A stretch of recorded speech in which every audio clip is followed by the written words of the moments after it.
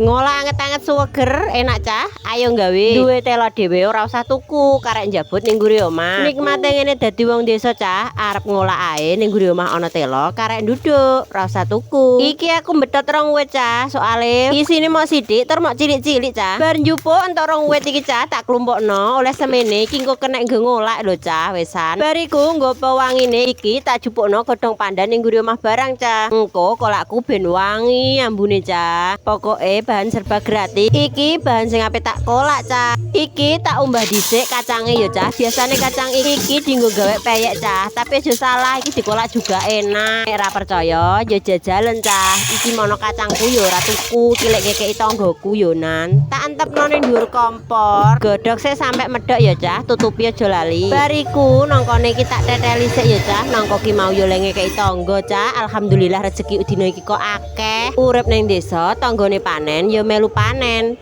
Telaku tak ocek isik pisan ya cah. Ben resik iki diocek isik. Bar ngono langsung tak keteki to tak irisi cilik-cilik kaya ngene. Lanjut nyuwiri nangkone cah iki. Iki nyambi karo ngenteni kacangku bene medhok. Dadi ndang saset tak suwiri nangkoku. Iki engko mono betone ya ape melok kolak cah. Ya kaya ngene iki rupane nek bar tak teteli ya cah. Terus tak suwir-suwiri. Tak buka omprengku, kita tiliki kacangku wis medhok cah. Tak udek sik, tak delok lho wis medhok langsung ae telone tak jegurno. Enteni telone medhok, nek bar medhok langsung nangkone dijegurno pisan.